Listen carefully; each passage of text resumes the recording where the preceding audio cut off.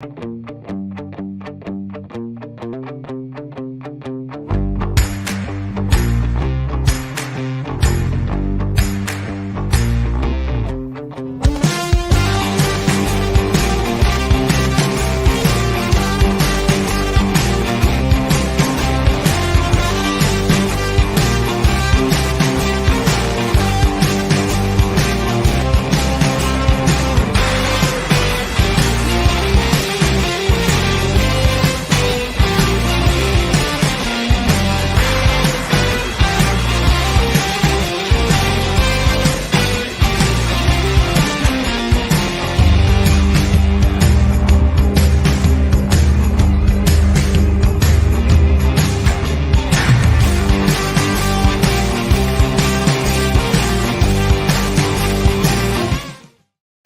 on now, fellas! We've got to answer the bell. Now let's go!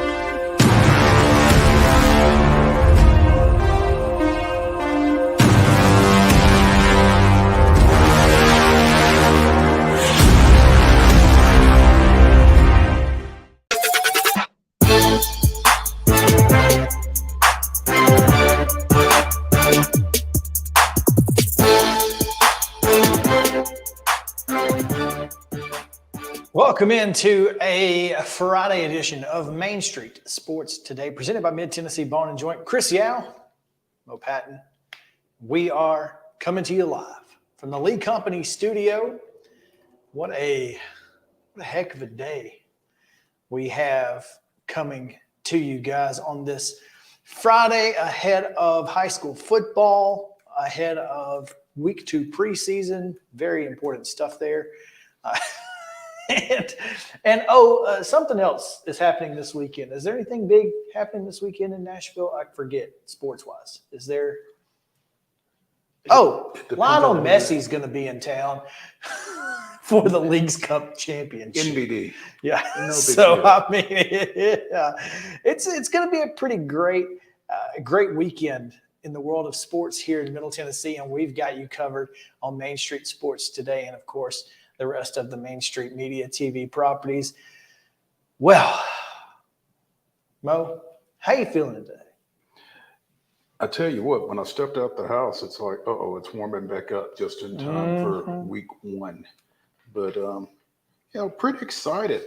We saw some football games last night that count. We'll see more tonight that count. And it's fun. I'm excited for those folks that are going to be involved in those. Sarah asked me if we have tickets to the zoo, and they're not day specific. So she said, well, I can take the girls today or we can all go tomorrow. And I had to come up with... How do you answer that, Chris? I had to come up with every clever way to say no that I could find. Did you come up with an acceptable way to say no? Well, they went to the zoo today. Well done. So, my side hustles typically keep me busy on Saturdays, and then I do a lot of work for the paper on Sundays. So I don't get a whole lot of weekends to relax. And this would be my last one. So she said, I'll let you relax, play with the girls tomorrow. You don't have to get up and get out and walk around. And look, it's not that I don't like the zoo. I do. I like the zoo. And great sponsors to this show. We appreciate them very much. But if I think about being hot, I'm already drenched in sweat. Mm-hmm. And so actually being outside and walking, it's after doing it tonight. Yeah, and getting up tomorrow morning and trying to go. It's It's too much. Getting up tomorrow morning after what's gonna be a late night. At least tonight. at least midnight, 1 o'clock tonight. So it's Thank you, sir.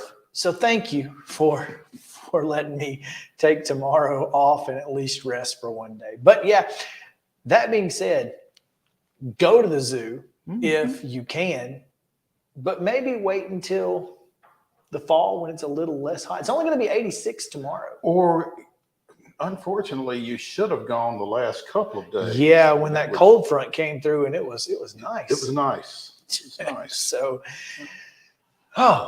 tonight, Friday Night Football. We're going to give you the schedule here in just a minute, but it's not just football. Hashtag not just football.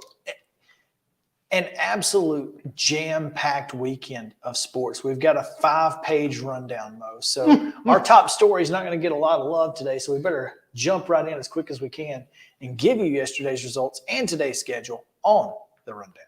This is the rundown. The Friday Rundown is brought to you by Chip Walters of Exit Realty Bob Lamb & Associates. The voice of the Blue Raiders also wants to be your trusted advisor in real estate. Contact Chip at 615-542-1915 or through his website at choosechip.net. Chip Walters, proud to support youth sports across Middle Tennessee and Italy. Yes, and Italy. Yeah. High school football action last night. Laverne downs West Creek 9-6, and no field goals were made. One extra point, but no field goals. Mount Juliet edged Cane Ridge 31-28, and in what was I don't know if you saw the way that the scoring was going last night in Siegel Shelbyville. I looked up at one point and it was 46-43 or something like that. Maybe. So it goes from 20-19 Shelbyville to 48-20 Siegel, 48-43 Siegel, and then the final score 55-43. The Stars down the Golden Eagles, but boy, what a ball game! Well, I'm trying to find 500 plus yards. I'm trying to find the numbers for the quarterback for Siegel because I saw him. If you can find it, let's get to it. Maybe not right this, but keep looking, and because I want to hear him because it's 500 plus total. So yeah, you got it. I believe I got him. No, I don't got him. We'll come back to him. Volleyball scores from last night. Murfreesboro Central Magnet 3, Cascade 1, Lincoln County, same score over Columbia Central. It was Franklin Road Academy 3, Columbia Academy 0. Community shuts out Giles County 3-0, and Middle Tennessee Christian downs Grace Franklin 3-0. It was Harpeth 3, Independence Academy 0. Siegel edges Harpeth Hall 3-2. Wilson Central a 3-0 winner over Laverne. Lawrence County 3-0 over Spring Hill. Providence Christian was a 3-1 winner over BGA. Riverdale 3-0 over Smyrna. Gallatin 3, Station Camp 2. Summertown 3, Mount Pleasant 0. Waverly 3, Santa Fe 0. And I don't see it on here, but I do know that Kenwood down Kirkwood 3-2 in Kirkwood's inaugural match. Volleyball debut, yeah. Girls soccer action from Thursday. It was Ensworth defeating Battleground Academy 4-1. Brentwood Academy with a 2-0 win over Franklin Grace. Centennial 3, Gallatin 2. Portland 8, Cheatham County 4. Columbia Academy blanks Zion Christian 2-0. It was Giles County 9, Fayetteville 0. Liberty Creek 9, Harpeth 0. Baylor with a 5-1 win over Hendersonville. Culleoka 9, Hickman County 0. Father Ryan and Independence played to a 1-1 draw. It was Good Pasture defeating James Lawson 5-4. Lee 12, John Overton 3. Lincoln County 3, Blackman 1. Lawrence County defeated Loretto 9-1. Martin Luther King defeated Fairview 9-1. It was Hume Falk 4, Nashville Christian 1. Page with a 5-0 shutout of Spring Hill. Rossview down Davidson Academy 10-3. Cookville 1, Smyrna 0. South Warren of Kentucky defeated White House 4-3. St. Andrews Sewanee with a 3-1 win over Middle Tennessee Christian. Stewart Creek 4, Laverne 0. Summit doubling up Siegel 2-1. It was Sycamore 4, Springfield 2, and Watertown with a 0 win over Evel Harding. Major League Baseball yesterday, it was the Mets 4-2 over the Cardinals. Dodgers sweep the Brewers 1-0 last night. And the Sounds in a comeback fashion with a 5-4 win over Charlotte in minor league play. Little League World Series action. I am looking now, and they are just taking the field. In Williamsport are the Nolensville Little Leaguers, and they'll be taking on Smithfield of Rhode Island right now. So tune in, ESPN. Football tonight, all of these 7 p.m. starts unless otherwise noted, but I think they're all 7 p.m. Antioch hosting Lebanon. Station Camp takes on Beach at White House. Brentwood is at Blackman. Centennial at home against Franklin. Friendship Christians at Clarksville Academy. Green Hill is at Clarksville Northeast. Northwest is hosting Fort Campbell of Kentucky. Loretto is at Collinwood. Columbia Central hosting Marshall County. Mo Patton has you covered on that.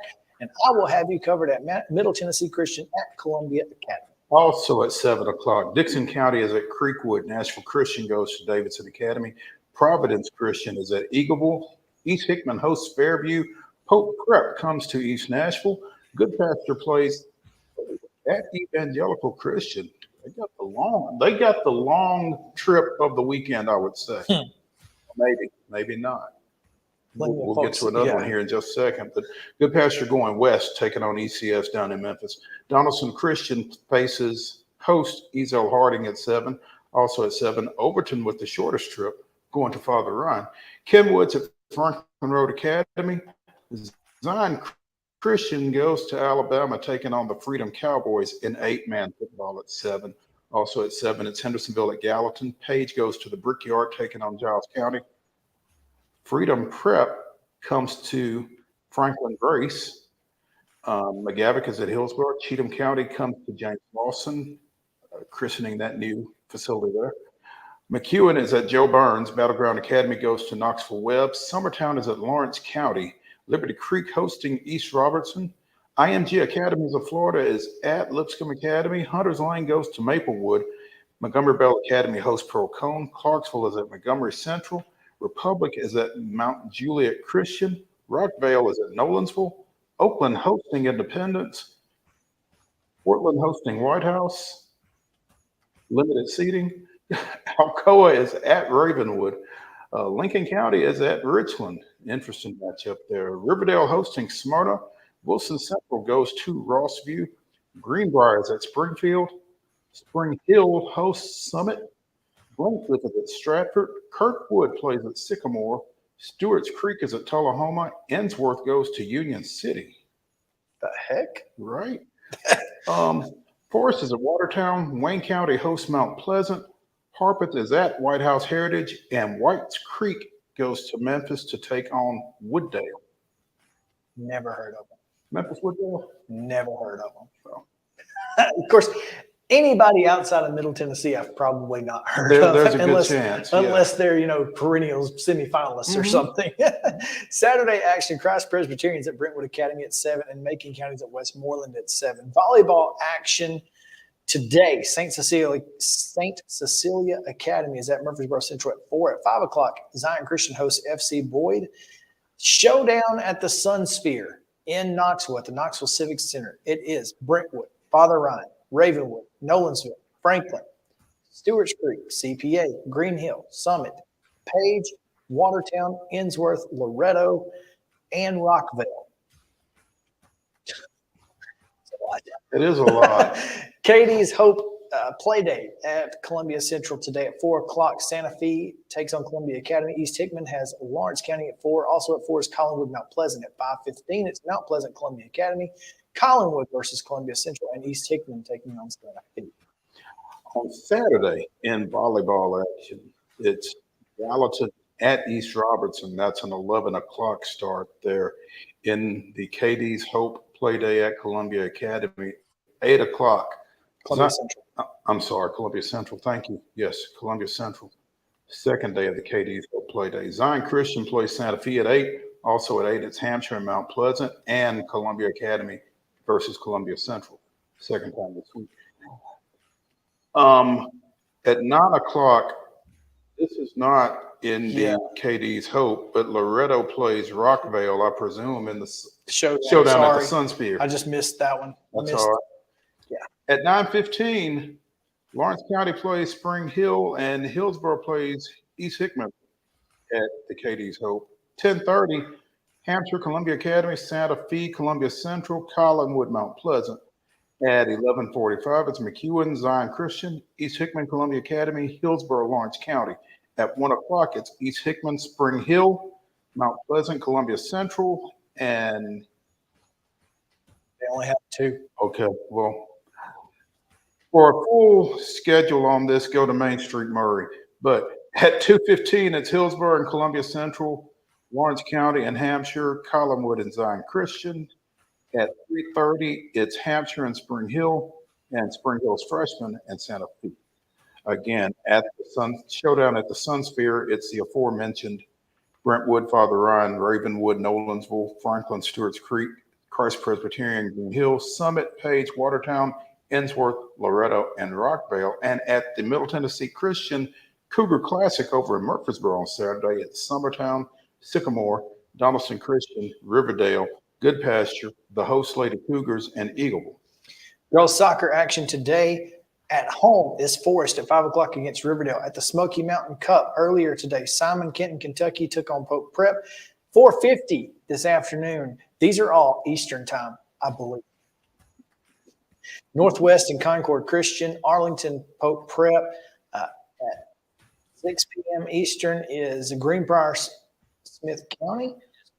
Maybe they're not, that may be not at the Smoky Mountain Cup, and I apologize, but I think it is. Knox Central, Murfreesboro Central, Magnet Mount Juliet at 7, Columbia Central, Elizabethton at 8:30, and East Robertson, Unicoi County at 8:30. Tomorrow at Silverdale Academy, again, probably Eastern time, Grace Franklin at 10 a.m., Ensworth at Bowling Green, Kentucky at 6 p.m., the Smoky Mountain Cup, it's Elyria, Ohio North and Northwest at 9 a.m. Also at 9 a.m. is Merrill Hyde Concord Christian, Jackson Christian and East Robertson. At 10:50 is Rockville Greenville. Davis County, Kentucky and Harpeth Hall. At 12:40 it's Columbia Central and Chucky Doak. 4:20 East Robertson, Gatlinburg, Pittman, and Clarksville Northwest in Tennessee. At 6:10 Pope Prep takes on Science Hill, and at 8 o'clock it's Harpeth Hall, Rockville. On Sunday, Smoky Mountain Cup action, Elyria, Ohio, and Merrill Hyde at 9 a.m. Also Rockville and Davis County, Kentucky. At 12:40 it's Sayre, right? Sayre, Kentucky, and Columbia Central, Harpeth Hall versus Greenville. Major League Baseball action this weekend. The Giants are at Truist Park against the Braves. It's Kansas City at Wrigley Field against the Cubs. Toronto's at Cincinnati. Milwaukee's at Texas. Seattle's at Houston. The Mets are at St. Louis, and Miami goes to the Dodgers. Also, Charlotte continues its 6-game series at First Horizon Park against the Sounds. Next segment, we will be joined by Pat the Bat Dorian, who lived up to that last night. WNBA action at 6 o'clock tonight on ION. It's Dallas at Connecticut. Also at 6 on ION, it's Washington at Indiana. At 6:30, all these are on ION tonight. Chicago's at Atlanta. At 9 o'clock, it's the New York Liberty at the Phoenix Mercury. And at 9, it's Minnesota at Seattle. And again, all of those are available on ION. On Saturday at 2 o'clock on ABC, it's the LA Sparks at the Vegas Aces. Sunday, 2 o'clock NBA TV, it's the Wings at the Mystics. You all right over there? Yes. Okay. I'll give you an update in a minute. That's fine. Oh, the Sun is at the Sky at 4 o'clock on NBA TV. 5 o'clock, Fever at Mercury. 6 o'clock on NBA TV. Seattle's at Minnesota. NFL preseason action Saturday, 7 o'clock. Titans at Minnesota against the Vikings. That can be seen on Fox 17. Thank goodness. And in soccer action locally, the League's Cup Finals. Inter Miami FC with Lionel Messi will be at Geodis Park against Nashville SC. That's an 8 o'clock start, and you can see it on Apple TV Plus. And that is your rundown.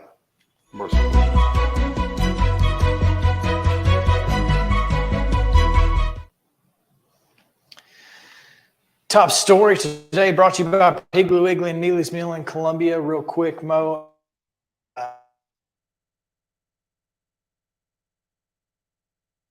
By Chris Kwasinski. Yeah. So great job by the Aces. But Sabrina Ionescu of the Newark Liberty lost not only the game, but also her insoles and her shoes. Yeah, apparently. So they played Tuesday night at Vegas, and then they played last night at Vegas.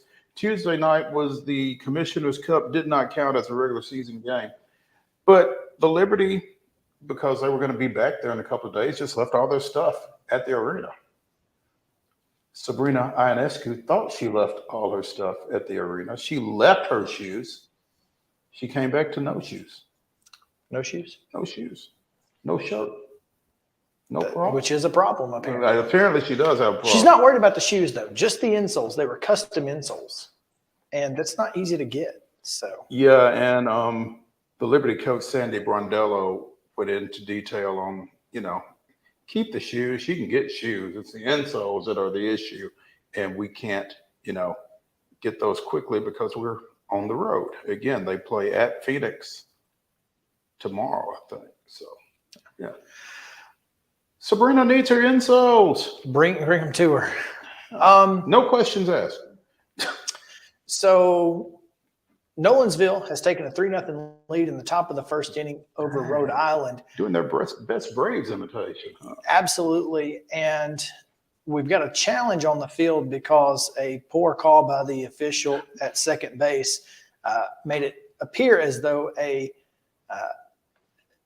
the runner was safe, but it was painfully obvious That he was on out. replay that the shortstop put his entire glove in front of the bag, and they slid into the glove, and yet so I don't know how he missed it, but he did, and so now there's 2 outs in the top of the first. But So has it been taken? it's been overturned. Yeah, he was out, and it wasn't close. Didn't take long at all. Didn't take long at all. 2 outs in the top of the first. Tennessee leads Rhode Island 3-0. We're going to take a break. When we come back, Patrick Dorian joins us from the house. He's going to do a show and go. So we need to get him out of here as quick as we can. So let's get to him right after this on Main Street Sports Day, presented by Mid-Tennessee Bone and Joint. Back to the Lee Company studio.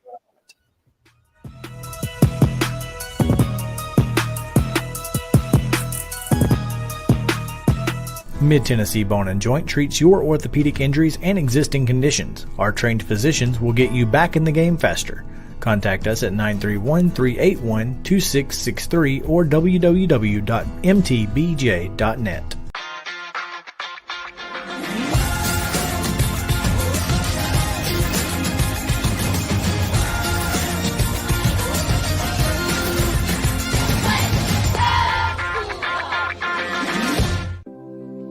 Custom Stone Handlers supplies over 600 distributors and suppliers with quality stone products. Along with River Stone, we produce and distribute over 100 building, landscape, and other bulk products.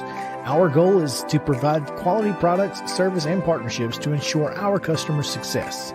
We firmly believe that the measure of any person or company is how they treat other people and customers.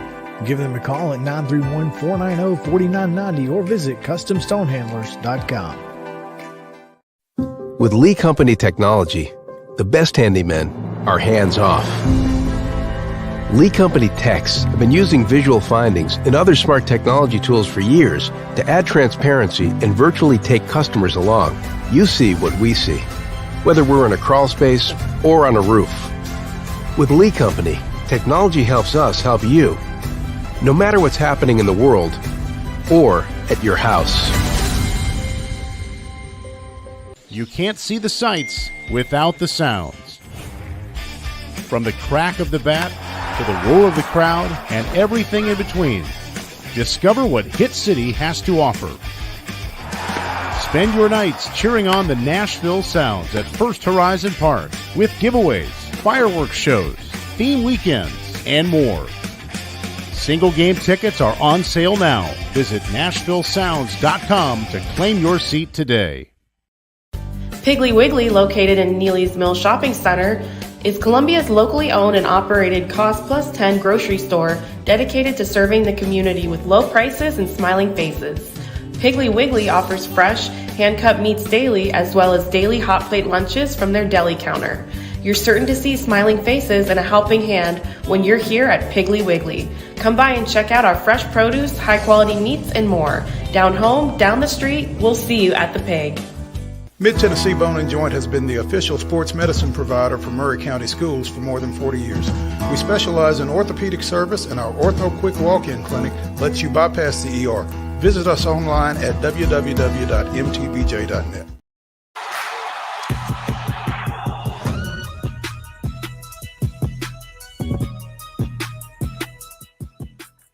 Welcome back in Main Street Sports Today, presented by Mid-Tennessee Bone and Joint. Chris Yao and Mo Patton here with you on this beautiful Friday in Middle Tennessee. And it's going to be a beautiful night if you are not headed out to a high school football game or soccer or volleyball or wherever you may be at. Perhaps make your way to First Horizon Park, where fireworks will be on display. You always like to see that, and we always like to get our Fridays going around this time every week with our weekly visit from the Nashville Sounds.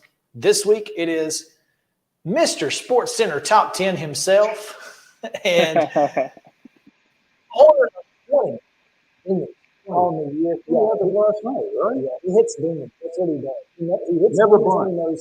Never bunt. Never finger. That's right. Actually, DORRIAN James. What's up? Hey guys, sorry, I'm kind of struggling to hear you clear right now for some reason. Oh, that's not good. Well, there we go. There we go. Good now. We're good now. So you found the spot then, huh? Yeah, we're good. We're good. Good. Hey man, appreciate you taking some time with us, and we certainly don't want to keep you too long because you got to get to the park. But what's bigger, 20 home runs or ESPN's top 10? Man, that's a good question. I'll take the 20 home runs, though. I'm pretty happy about that. A lot of season left, obviously, so got to keep going. But that was pretty cool to hit the number 20 last night, for sure. And to hit it in a win. Yeah, it's always better to hit a homer in a win. You feel like you can, be happy about it after. It's never fun to hit them when you lose. But, yeah, it was good. It was a good win last night. Good come from behind, for sure. Patrick, we've been you have been on an absolute tear since the All-Star break. What happened over the All-Star break to help you kind of get this thing going for you? Yeah, I mean, shortly before break, I really started to figure some things out, especially on the mental side. Just a lot of confidence built up, and certain things with my swing were starting to feel really good. And I think the first game out of the break, I hit 2 runs, and then from there, I just kind of took off. So I'm just trying to roll with it. Every day, certain things feel better than other things do with my swing, and I just roll with what feels good that day and be confident up at the plate and just try to have fun with it. And it's been working, so just got to keep it rolling.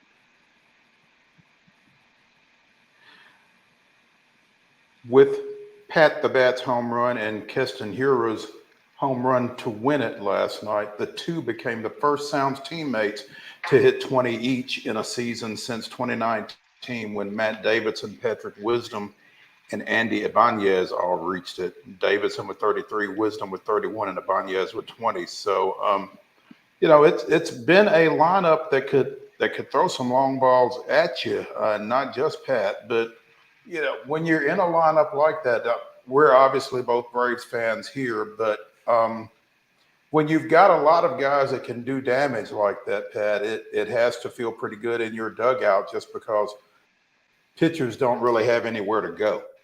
Oh, you're absolutely right. And it's really good too to, this team, everyone's really good at communicating. So, if there's some tendency that a pitcher's throwing on the mound, when they come dugout, they'll share it with the next guy, and they can try to use it to their advantage too.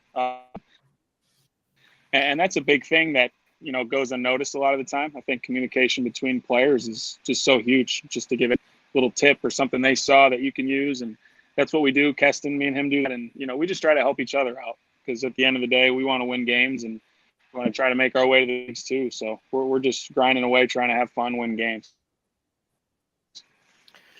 And to that point, what is it like having, a guy like Rowdy Tellez in the clubhouse and in the dugout, who can give you that type of encouragement, but also, tell you a little bit about what a major leaguer thinks about when they go to the plate?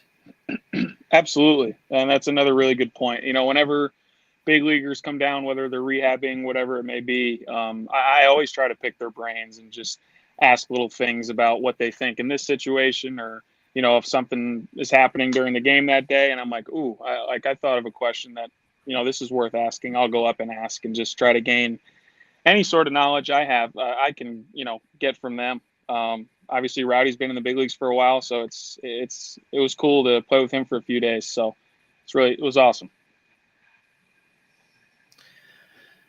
When, you know, you've been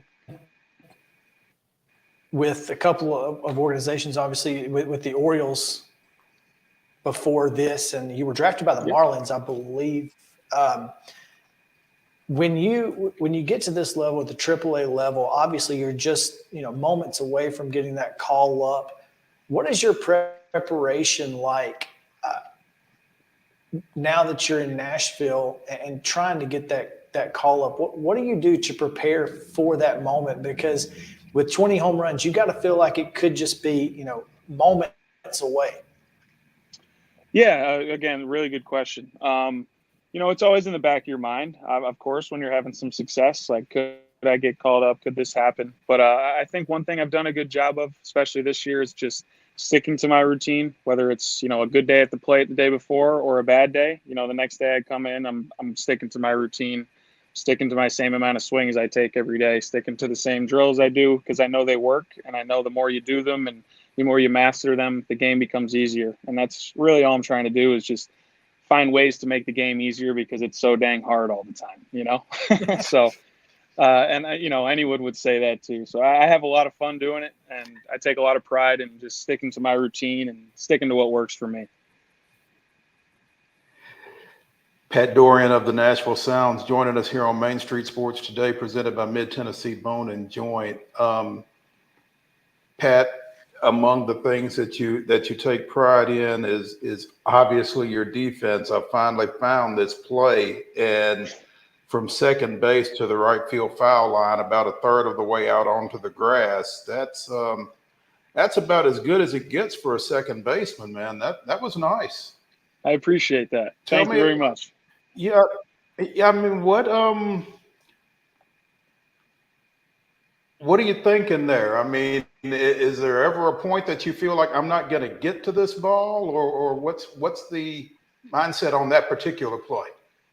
Yeah, I mean, off the bat, I didn't think it was my ball right off the bat, so I kind of was coasting at first because, you know, I wasn't really sure. Then I noticed Rowdy didn't really have a good play on it. That's a tough play for him, and our right fielder, I think, was shifted a little bit towards the gap. So once I realized neither of them had a play, then I just kind of went full out and dove, and luckily we caught it and made the out. So it was pretty cool, though, especially seeing the replay after. I didn't even realize how far I was out there, to be honest with you, but it was cool for sure. It was really cool.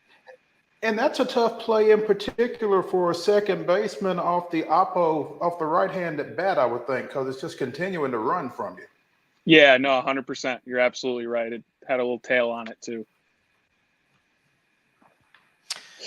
Pat, you know, obviously Nashville's kind of one of the it cities right now, and we hear a lot of times that even when you get sent down to Nashville for whatever reason from Milwaukee, it's not so bad because it's still Nashville. How's the city treating you? Oh, I love it here. I absolutely love it here. I think I'll be spending my off season here too. So since I came here last year, I've loved it. No complaints from me. Good food, everything's great. Good golf courses. The games are a blast. I love it here. Good golf courses. That cannot be overstated, can it? Have you and Gasser gotten together on the links?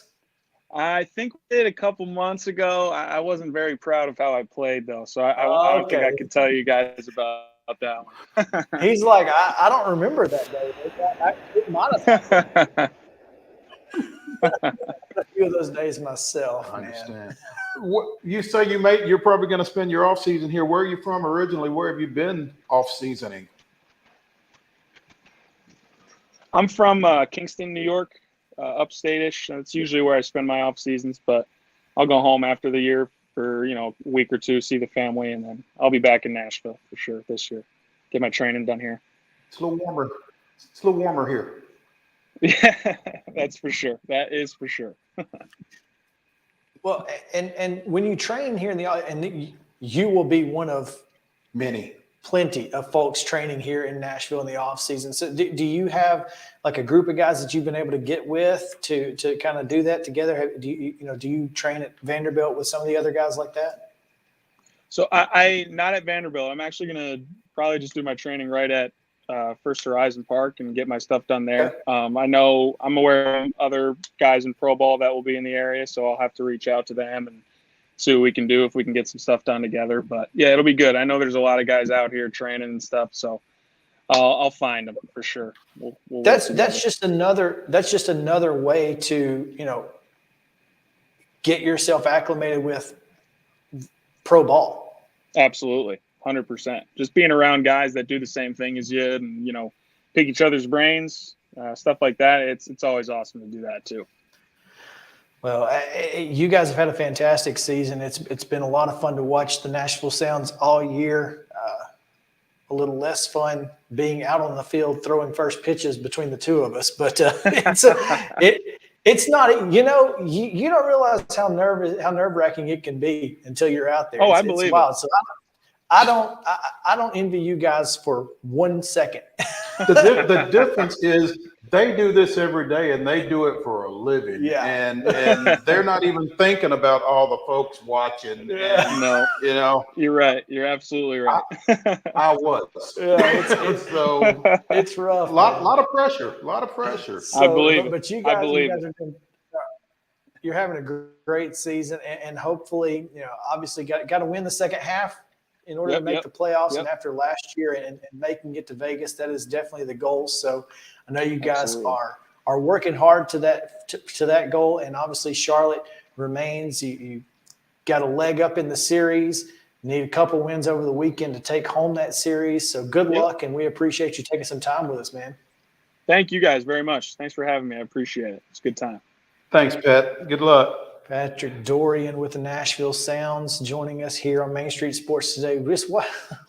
You mentioned the second half. I pulled up some second half records here, and Nashville is 22-19 in the second half. Lehigh Valley, the Iron Pigs. The Iron Pigs, okay. Yeah, they look to have the best record at this point in the second half at 26-15. Durham, so not too far off the lead. Yeah, but there's a lot of teams in between them, though, because Durham, Worcester, the Jumbo Shrimp of Jacksonville, Scranton, Wilkes-Barre, and Iowa and St. Paul all are right there, right jammed in there at 26, 25, 24 wins between the Sounds and Lehigh Valley. So they still got some work to do. It's so weird hearing Scranton first in that series of words. Scranton, Wilkes-Barre? Yeah, because in AF2 it was Wilkes-Barre, Scranton. And I wonder why. Well, and then The Office comes out set in Scranton, Pennsylvania. And apparently it flipped. Well, I wonder if AF2 played in Wilkes-Barre instead of Scranton. I don't know. Perhaps. I just thought it's always been weird to me how baseball was Scranton, Wilkes-Barre, and the football was Wilkes-Barre, Scranton. And like, how do you decide how you say it? Yeah. And why not just pick one? Why not just? Well, because we don't want to make the people. It's like Bossier Shreveport. Mad. Exactly. Or Shreveport Bossier. Right. They were the Bossier Shreveport Battle Wings, which Bossier Battle Wings, I can see how you would get there. But yeah, Shreveport is the bigger of the two cities. Right. So I don't know why it wasn't just. Why are we even messing with Bossier? Bossier, right. So it's so wild. Just being good neighbors, I guess. I don't know. But the Sounds with this win last night and on Wednesday night lead the series 2-1. They play again tonight at 6:35 on Saturday, and 6:05 in Sunday's finale, which is Sunday Family Fun Day. And speaking of first pitches. No pressure, Dave. Owner Dave Gold will be taking his spot on the field Sunday to throw out the first pitch. Dave, a little advice: don't go from the bump. Stand in front of the rubber. He texted me the other day looking for advice, which clearly he didn't see my pitch, or else he would not have done that. But he's like, so hang on, I'm trying to find it. Where do they make you throw from? Was his question, and I said, they don't make you I'm up next for the first pitch. How far was the throw? I said, as far or as close as you're comfortable with. I went from just in front of the dirt. I do not suggest going from the rubber. No farther than that. No, just stick there. Stay if you can in stick the grass. in that area, you'll be all right. Okay. So, little blooper for Nolensville to lead off the top of the second. They still lead 3-0 over Rhode Island. 1 down, 5 to go, huh? Yeah. And when I say blooper, I mean, this thing was hit really, really high, but it was just short enough to drop in front of the right fielder. So good for them. Hang on. Oh, yeah. Real quick before we get Did you ever find those stats from the? I did. I did. We can go back to them whenever you want to, but I just wanted to mention that the Sounds announced their 2024 schedule. Oh, yeah. Yesterday, complete with home and away dates for the full 150 game season. They will open at home. No. They will open at Toledo, a 3-game series against the Mud Hens starting on March 29th. Their home opener will be April 2nd, that following Tuesday, against the St. Paul Saints. Got 11 homestands. Memphis comes to town twice, a short 3-game series, July 4th, 5th, and 6th. And then at the end of the year, September 10th through 15th, Charlotte comes in twice in May and in July. Chris, the Stripers 1P do not come to Nashville until the next to the last series of the season, I think. Wow. It looks like September 3rd through 8th, maybe. They come in here, and then Memphis comes in here the following week. That will be their longest homestand of the season. 12 games, 13 days. So, man, that is. Yeah. So they're trying to balance the schedule out a little bit more, I guess, get some more teams to some different places. 11 of the other 19 teams will come to Nashville next year. Okay.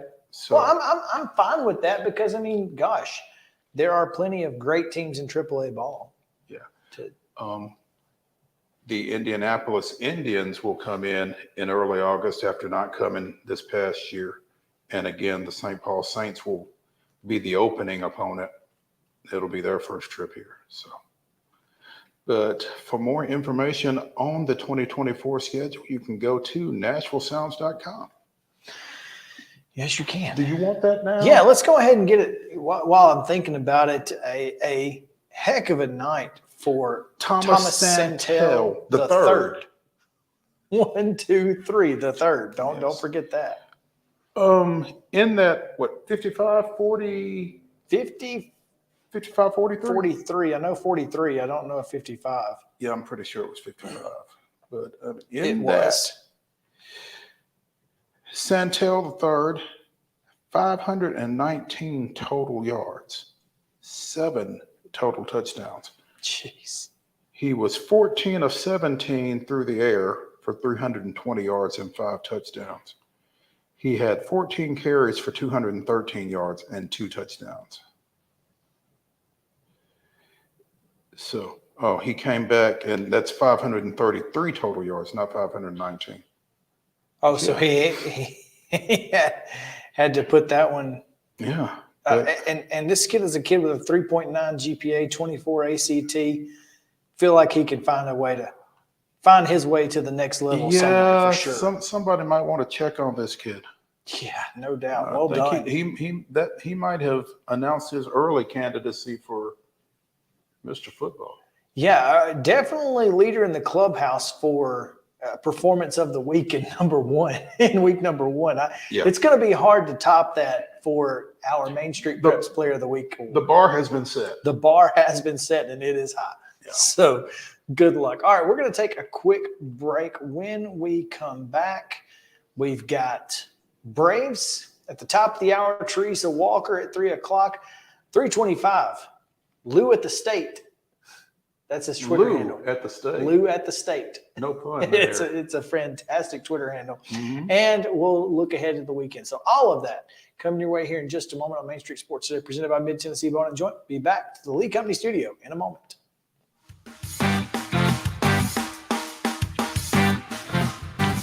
Lou at the State. Mid-Tennessee Bone and Joint treats your orthopedic injuries and existing conditions. Our trained physicians will get you back in the game faster. Contact us at 931-381-2663 or www.mtbj.net. With Lee Company technology, the best handymen are hands-off. Lee Company techs have been using visual findings and other smart technology tools for years to add transparency and virtually take customers along. You see what we see, whether we're in a crawl space or on a roof. With Lee Company, technology helps us help you, no matter what's happening in the world or at your house. Jones & Lang Sporting Goods here in Columbia has been outfitting teams, officials, and anybody else from T-ball to college for 50 plus years. Be sure and check them out at 931-388-8060 or online at jonesandlang.com. Jones & Lang Sporting Goods, the look of a winner. Zion Christian Academy, zioneagles.org or 931-388-5731. You can schedule your appointment. Go tour their campus. It is beautiful over there, and you're definitely going to want to see it. Again, it's zioneagles.org. Give them a call, 931-388-5731, and schedule your tour today. Did you know that up to 80% of us will experience back or neck pain during our lifetime? Many of you are offered surgery or addictive pain pills to relieve your chronic pain. At the Dr. Gill's Center for Back, Neck, Chronic Pain Relief, we have been leading the way to better health, naturally, and have helped tens of thousands of people right here in Middle Tennessee for the past 30 years. I came to Dr. Gill about 10 years ago after my local doctors recommended surgery. I knew about Dr. Gill and wanted to see if he could help me. 10 years later, I am pain-free, no surgery, and no pain pills.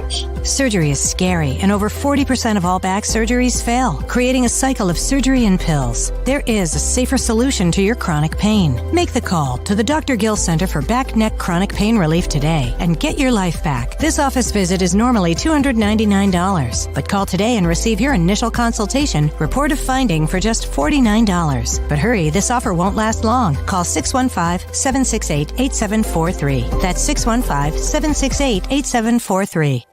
You can't see the sights without the sounds. From the crack of the bat to the roar of the crowd and everything in between, discover what Hit City has to offer. Spend your nights cheering on the Nashville Sounds at First Horizon Park with giveaways, fireworks shows, theme weekends, and more. Single game tickets are on sale now. Visit NashvilleSounds.com to claim your seat today. Mid-Tennessee Bone and Joint has been the official sports medicine provider for Murray County Schools for more than 40 years. We specialize in orthopedic service, and our Ortho Quick Walk-In Clinic lets you bypass the ER. Visit us online at www.mtbj.net.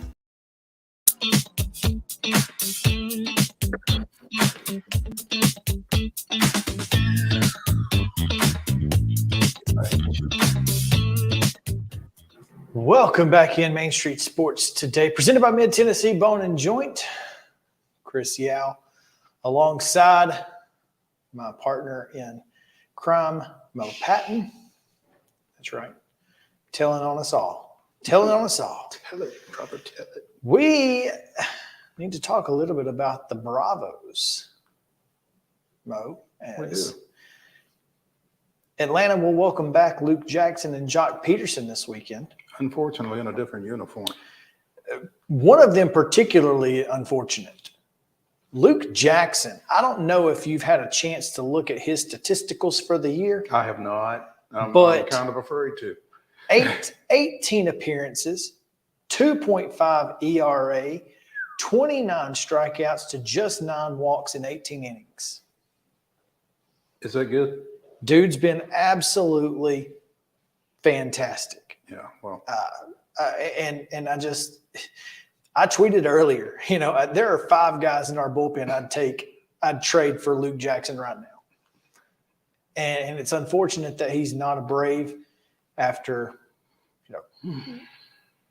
just a fantastic year 2 years ago, and injury last year, and then obviously signing a free agent contract with the Giants. With got to feel like Jock Peterson was recruiter number one in that.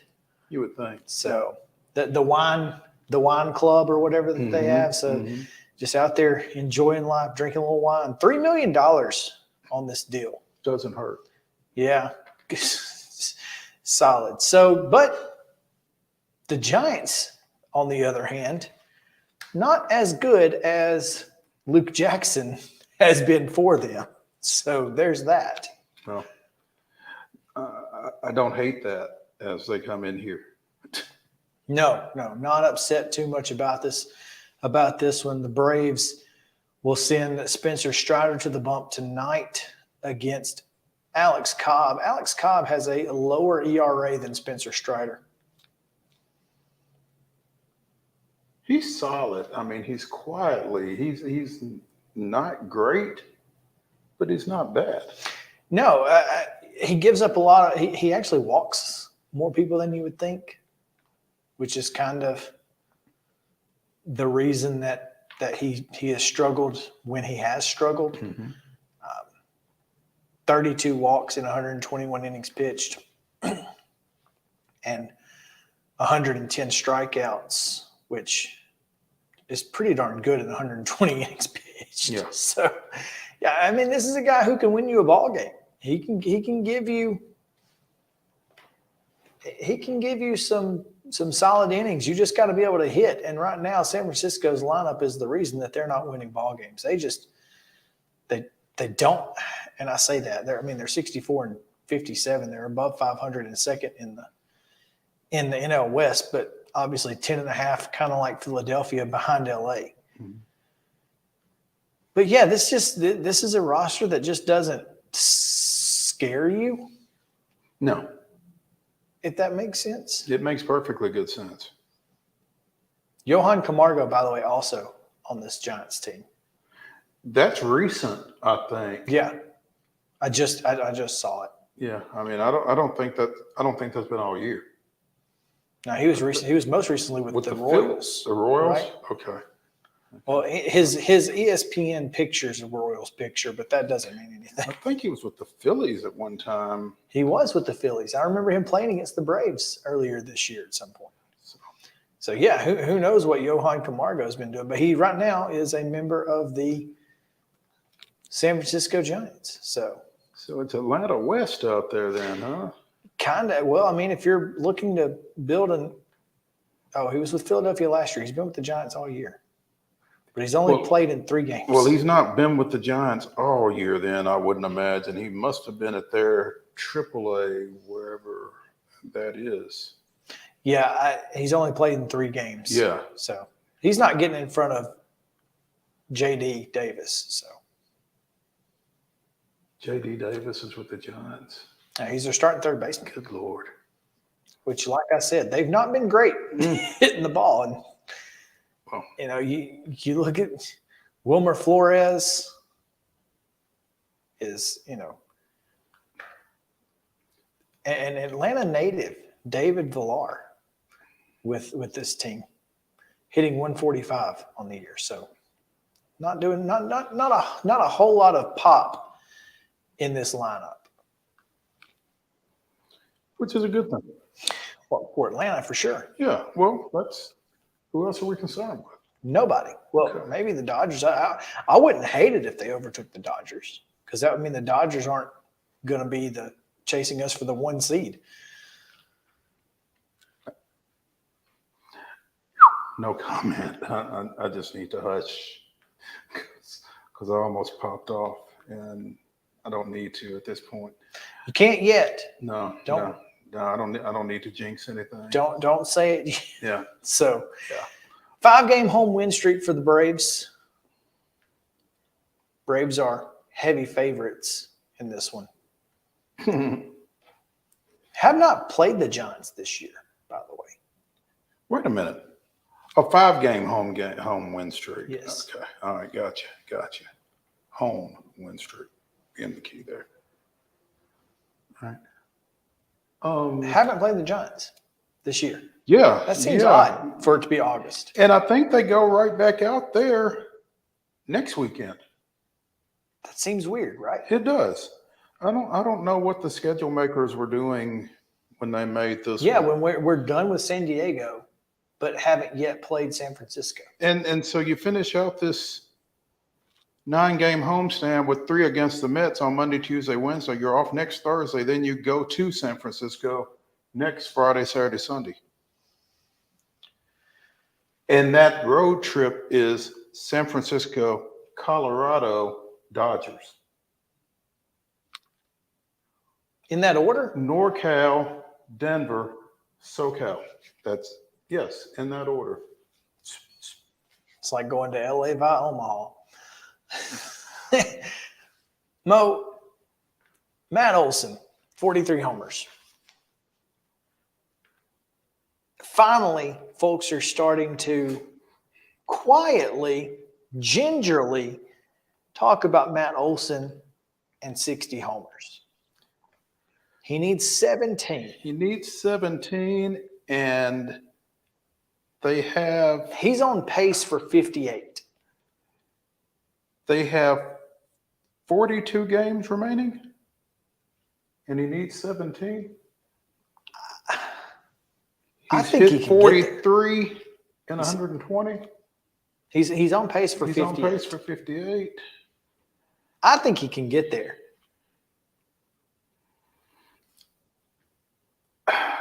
And if he does. But here's the thing. Hold on to your if he does, because sort of like what we were just saying with Pat DORRIAN a little bit ago, there's nowhere really to go to get away from him. So right. I guess, because I was going to say, at some point they're going to stop pitching to him. How? And pitch to who instead? So I mean, that may be the basis for him being able to get there. I mean, may as well pitch to Olson as anybody else, because all 9 of them can take you deep. Yeah, I mean, outside of Eddie Rosario, everybody in this lineup, and I guess Nicky Lopez, but like you feel like, man, and right now Rosario and Lopez are hitting as well as anybody too. Mm-hmm. Yeah, but that top 5, and then you throw in Murphy at 7. It's disgusting. You can't pitch around Olson, because most likely one of either Acuna or Harris is going to be on base.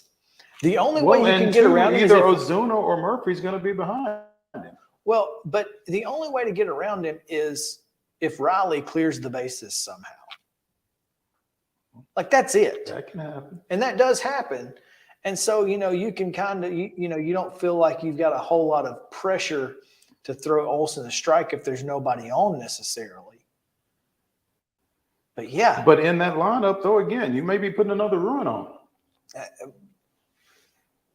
Do you take the chance of throwing him a strike and guaranteeing a run, or do you take your chances with Ozuna and Rosario, who have certainly been streakier than anybody else in this lineup? With nobody on, yeah. I'd probably take my chances with Ozuna and Rosario if I'm a pitcher. That's just me. But it is a chance. But it's a chance, absolutely. Yeah. Now, if Olson gets to 60, you got to really think about giving him MVP. You may not have to really think about it.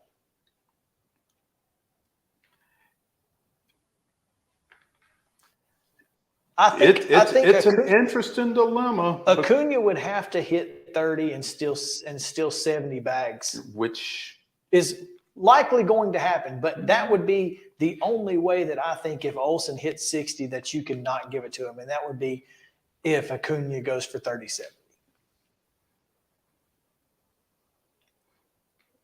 I don't think that's out of the realm of possibility. And the worst thing about that is neither one of them deserve to not be MVP.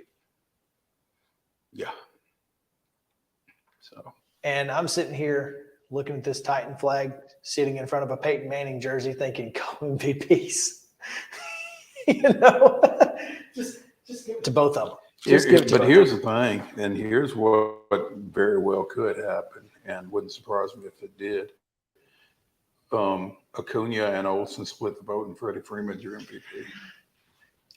But there's not. I think you vote. Do you vote for just one person? I think you rank.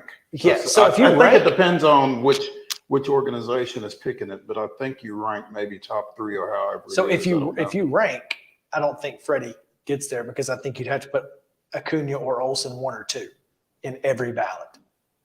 You would think.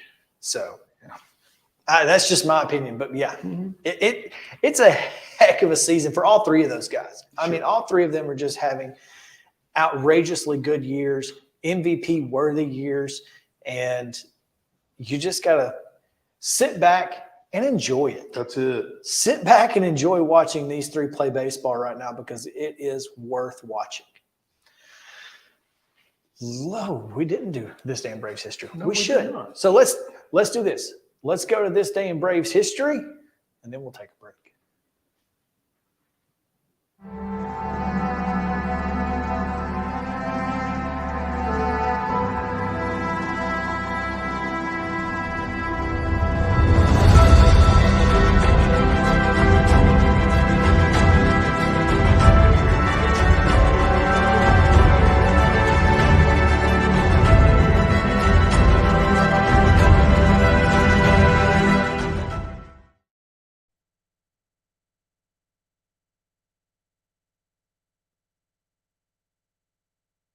Six, and the Braves pounded out 9 hits, all doubles, in an 8-4 win over the visiting Giants. Danny Batista, remember him? I don't. No. I drove in a pair of runs in the 6th, and Eddie Perez added 3 in the 7th. For Maddox, the win was a 200th of his career, a career in which he finished with 355. That was this day in Braves history. Hopefully that's a nice little foreshadowing for the upcoming weekend against the Giants. Exactly. Yeah. Exactly. All right, let's take a break. When we come back, we'll talk Titans with Teresa Walker. So stick around on Main Street Sports Center, presented by Mid-Tennessee Bone and Joint. Be back in a moment.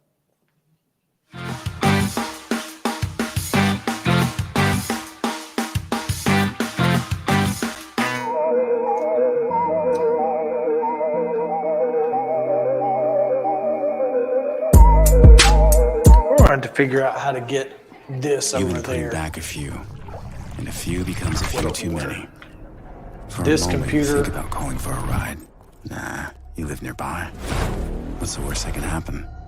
You get pulled over, your insurance goes up, you lose your license, you total your car, you kill someone. There is nothing better than drinking an ice-cold beverage while taking in a Nashville Sounds baseball game. Hi, I'm Stephanie Miller with Mornings on Main Street. The Nashville Sounds and Main Street Media Television have teamed up to promote Sunday Family Fun Day here at First Horizon Park, each Sunday home game. Just go to your favorite Main Street Media website and click on Sounds Main Street Media Day banner to register to win free tickets. And then we'll see you here at the ballpark. Tired of hanging lights every year? We get it. That's why Southern Nights is here to help. We install programmable lighting on your home or business so you can enjoy beautiful, customizable lighting all year round. No more ladders, tangled lights, or cold nights outside. We do the work, you do the celebrating. Call Southern Nights today and take the hassle out of holiday lighting forever. For a free quote, give us a call at 931-241-3074 or visit our Facebook page at Southern Nights. Y'all, I'm serious right now. They have a dragon here. I saw it. But no, they don't. There's no such thing as dragons. I swear, I saw it. It had huge claws. Get out of here. It had eyes as big as the moon. Come on, I'll show you. Wait up.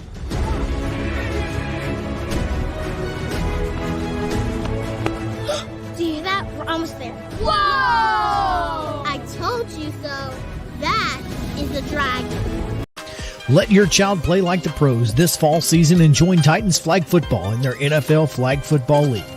Titans flag football is no contact, easy to learn, convenient with teams meeting once per week for practices and games on Sundays. And we cannot forget it's ridiculously fun. Teams are co-ed with ages from pre-K through 8th grade in select locations across Middle Tennessee. Visit TitansFlagFootball.com and sign up before registration closes on September 4th. Let's play together and win together this fall season with Titans Flag Football.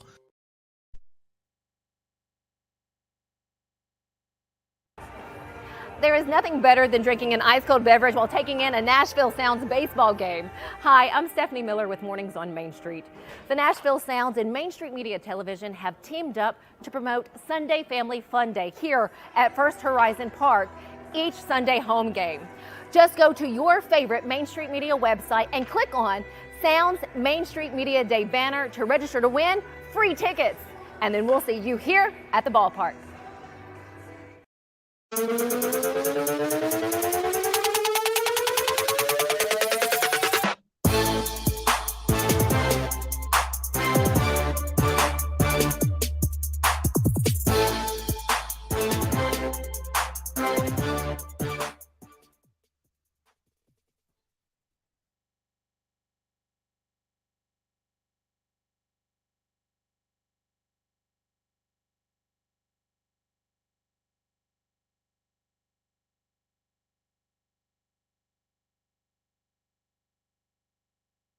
Talk a little Titans, Mo, and it's exciting times when we get a chance to talk to Teresa Walker of the Associated Press. Teresa, are we back now? Can you hear me? I'm here. I don't know about you guys. I can't but hear I can Teresa. Hear you. There she is. Can you hear me? We can hear you as well. So we can hear you. I We can hear you now. Yes. We have Teresa Walker. It's like a Verizon commercial. Yeah, exactly. Teresa Walker of the Associated Press joining us here on Main Street Sports Today, presented by Mid-Tennessee Bone and Joint. Teresa is not in Minnesota. And she's probably not unhappy about that. And she's probably not unhappy about that. Are you unhappy about that, Teresa? I am not unhappy about that. It's one of those things that, let's put it this way, that I had hoped to get a bunch of work done and caught up on NFL coverage. I've got some bigger picture stories that I had hoped to work on this week while they were in Minnesota, because my colleague in Minnesota, Dave Campbell, who is also one of the 10 AP Pro Football writers who helped cover the league, he had the Titans and the Vikings the last couple of days. But I've been a little preoccupied with that whole Michael Orr, the Tuohy situation since Monday when that petition was filed. So, but yeah, I am not upset that I was not in Minnesota. I wish I had the weather that they had in those workouts, because as I look at the forecast for next week, when the Titans host the Patriots for joint practices Tuesday and Wednesday, well, let's just say it's not going to resemble what they had in Minnesota. Or what we've got today, for that matter. Nope. Yeah. Although you're not in Minnesota, Teresa, I'm sure you've been keeping up with some of or all of the goings on, and it seems as if the Titans may have kind of avoided a scare with the injury to Traylon Burks, that it may not be as bad as initially feared. Yes, and that was the thing. I was busy Wednesday, and then I saw that video. And when somebody goes down like that, we all have one thought: ACL. He had the defender beat. He pulls in the catch. He's headed to the end zone. Then he goes down. Then he gets up. And so when there was that, and no, I wasn't trying to chase, because again, I had my plate full this week. So I didn't try to chase down what that injury was. And, the first report was LCL, just a few weeks. And then Mike Vrabel kind of, he wasn't specific, but he did make clear yesterday that, he used the word relieved, a few weeks. And the good thing is we're, 3 weeks away from the opener in New Orleans. And, if need be, they do have the bye, after the trip to London and Baltimore. So, we'll see just how quickly he comes back. The sad thing, Traylon Burks was has had an absolutely amazing camp. He following up a strong offseason. He was here all year working with Ryan Tannehill. That connection was great. The addition of DeAndre Hopkins, you could just envision what this offense could look like with Hopkins and Burks and Chigaquanquo. It's like, for a unit that was 30th last year, averaging 171.4 yards per game, you could see this team being able to get an extra guy out of the box, because if you don't, they're going to hurt you throwing it through the air. And now the pressure is going to be on Hopkins, who's certainly dealt with it in the past, and Chigaquanquo, who's going to have to, and Josh Wiley and Chris Moore and Kyle Phillips. These guys are going to absolutely have to step up until Traylon Burks is able to come back. Well, and to that, I mean, obviously, unidentified sources per NFL Network saying that it's just going to be a couple of weeks, which would potentially put him, in line to maybe get back on the field for the start of the season, and that's best case scenario. But he's not the only one dealing with an injury. Will Levis potentially. Yes. What is and that's the challenging thing is, he was seen going off the field, but didn't, it doesn't seem like anyone really saw what happened. And that's the thing. I mean, this has been a very competitive quarterback battle. I mean, Wednesday, Levis kind of matched Malik Willis, pass for pass. I mean, which is, if you're the Titans, that's exactly what you want to see. You want to see each of these young men pushing each other. You don't want Malik Willis to be your backup September 10th at New Orleans because Levis is hurt. You want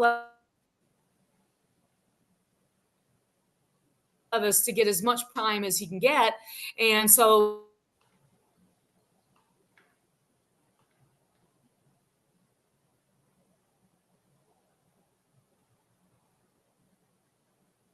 on Saturday night, which is good for Willis. Unfortunately, it would be bad for your backup quarterback competition. So because the reason in Chicago that they alternated in them every other, couple series was to test them, recreate that situation for backup quarterbacks who Ryan Tannehill goes down, you go, it's like, hey, get your helmet, get on the field.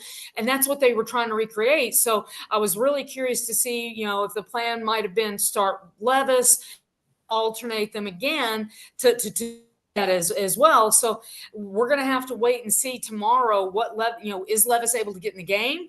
Is he able to play, or is it all Willis? Because I'm sorry, I'm not playing Tannehill tomorrow night because your quarterback depth may have just taken a hit.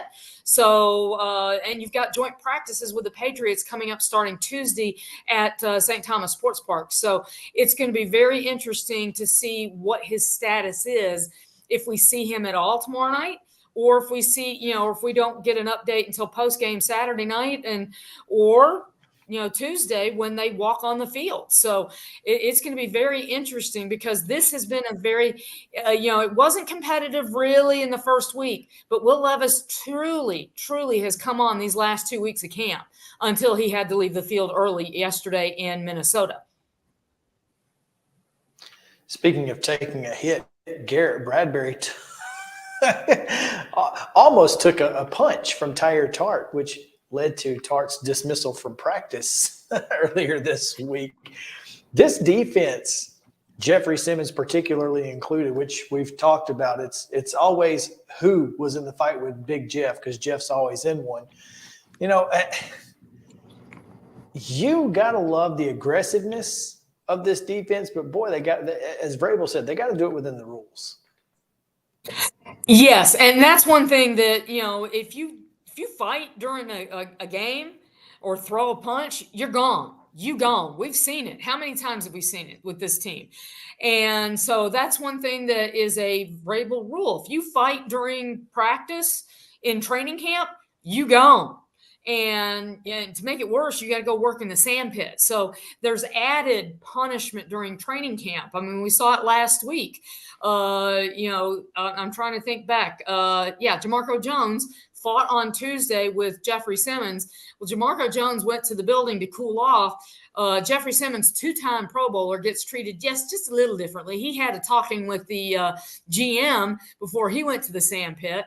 And then Jamarco Jones came out and did his time in the sand pit. And then on Thursday, Jamarco Jones threw a blindside block that nearly started a brawl with the defense, and they cut him later that day. So, the punishments in the regular season are real, and the Titans do their best to mimic that and make you feel the pain during practice to try to nip those habits in the bud. Okay, to Barney, to channel my inner Barney Fife there, nip it in the bud, because, you don't want that happening in a 2-minute drive. I mean, this team under Mike Vrabel has been among the NFL's least penalized teams, and it's because of the way they practice. And, that's the message that gets sent to them. You practice the way you play, and, so just do not let bad habits ever begin. And then they don't leak over to games where they can be so costly. Teresa Walker of the Associated Press joining us here on Main Street Sports today. Besides the occasional flare-up, Teresa, what do you like from what you're hearing about the defense as they get ready for this Minnesota matchup tomorrow? I like what I've seen from the defense all year long. I mean, now granted, in training camp, until the pads come on, defense is always ahead of the offense. And, especially they've been going against the Titans offense, all off season. So that one-handed grab by Christian Fulton yesterday on that pick in the end zone, impressive. And that's a thing that I think gets overlooked by a lot of national folks, is how many players are in contract years. And you want motivation? Contract years, baby, provide that. Christian Fulton, Tier Tart, Ryan Tannehill, Derrick Henry. I mean, I can go on and on and on if I need to. But the thing that I like best about this defense is, when they've seen some signals and they needed to make some, try to upgrade the depth in the secondary, they've done that. They've brought some new guys in. But I'm telling you this, the inside linebacker core is essentially new with Azeez Al-Shaair. He was a free agent signee that Rand Carthon brought with him from San Francisco. But the guy who I'm listing in my preview for the surprise of camp is the guy who looks set to be the starter beside him at inside backer, and that's Jack Gibbons, an undrafted guy who, last year he already got the nickname Dr. Gibby because he picked up the defense so quickly. But for an undrafted guy, and they've got Monty Rice, who is a third-round pick from the last GM, and Monty Rice, his biggest advantage is speed. Well, Jack Gibbons has got 3 inches and 10 pounds on him. And for an inside backer whose job is really helping against the run, he helps tremendously, and he knows that defense. So Harold Landry's back. Arden Key's got something to prove up there on that defensive front. Danico Autry is in the final year of his current contract. I mean, it's like this defense. And then, Kevin Byard restructured his deal to help them create some space, right? And, they asked him to take a pay cut earlier this year. Talk about the mayor of Murfreesboro. I think he's going to have a little chip on his shoulder to remind people, I am that guy. And, he's the guy who's led them in interceptions and tackles each of the last 2 years. So if the secondary is able to stand up and stay in games and not be banged up the way they have the last 2 years, that's going to free him up to make more plays. So I'm looking forward to seeing this defense and watching what they did. Mike Vrabel specifically said one of the reasons he wanted to do joint practices with Minnesota was how they operated in 2-minute situations with Kirk Cousins. They've got Justin Jefferson. Titan fans remember Justin Jefferson as a rookie ripping them and putting up some impressive numbers in that game in Minnesota. And they handled him pretty well. I mean, I think that defense, held their own and continued doing what we've seen them do to the Titans offense.